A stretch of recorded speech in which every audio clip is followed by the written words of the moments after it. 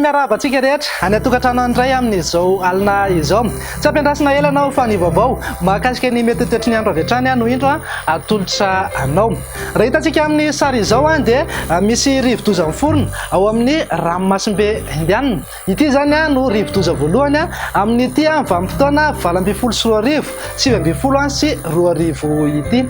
Tranga tsy dia fahita firy izy ity raha hoe volana septambra toy izao no misy rivo-doza, fa raha ny antotan-kevitra eto am-pelatananay zao dia tamin'ny taona 2024 tany no nisy tranga toy izany farany. Raha ny mahakasika ity rivo-doza ity dia any amin'ny manodidina ny 700 kilometatra atsinanan'ny Antsiranana no misy ny foibeny. Manodidina eo amin'ny 950 kilometatra isan'ora ny rivotra entiny ary tafiakatra hatramin'ny 70 na 80 kilometatra isan'ora kosa ny tafiditra miaraka aminy. Mikisaka miakandrefana izy io amin'ny ampianganam-pandeha 920 kilometatra isan'ora.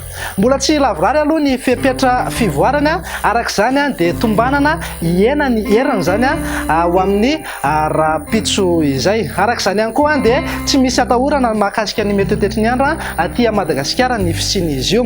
Vokatr'izay ihany koa dia tsy misy zany ny filazana loza mahakasika ity rivo-doza ity ho antsika eto Madagasikara. Indro ary atolotra anao ny mety toetry ny androntsika ho amin'ny rapitso maraina. Andrahoana amin'ny ankapobeny ho antsika ny amin'ny manodidina ny Atsimo Atsinanana, Mifatra Sava sy Analanjorofo iny. Raha somary arahana orana malefaka zany ho an'ny manodidina ny Antalaha sy Maroantsetra. Mifatra sisa rehetra kosa dia saika ho maina tanteraka amin'ny ankapobeny fa isy ihany ny zavona ny voamaraina eto amin'ny fatry ny afovoantany sy any amin'iny ilany atsinanan'ny Madagasikara iny.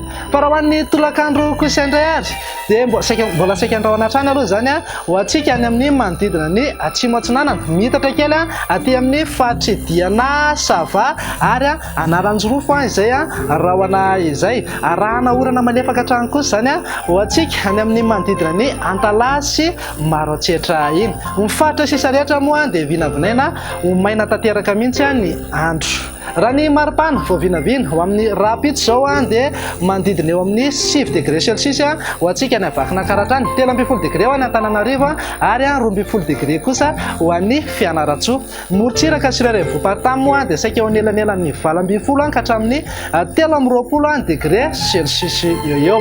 Fa raha ho an'ny tolakandro kosa indray dia somary mikisaka kely atsika ho any amin'ny tanin'ny Menabe ihany ny maripana ambony indrindra zany mananky hatrany amin'ny 30 degré celsius mihitsy any amin'ny manodidina ny Malaimbandy any. Tsy ambakan'izay ihany koa ho an'ny manodidina ny Morondava, Maheva tanàna ary Antsohiny satria mananky hatrany amin'ny 30 degré celsius eo.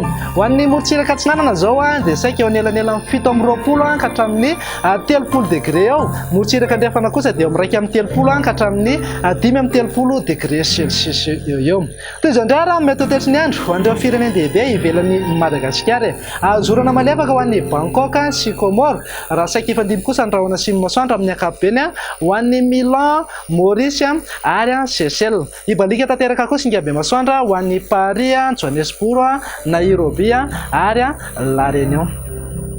Dia izay indray raha no azo natolotra tamin'ity an'ity tompo klasy tompoko vavy fa isaoranay ianao nanaraka anay hatramin'ny farany. Azadino fa ny namana Andro Roselina indray no hanolotra izany ho antsika ho amin'ny rapitso. Azadino ihany koa raha ohatra ianao tsy naharaka ny météo hatramin'ny voalohany na te hanaraka ny météo isan'andro dia tsindrio na tsidio ny page Facebook na ny YouTube Météo Madagasikara. Veloma tompoko.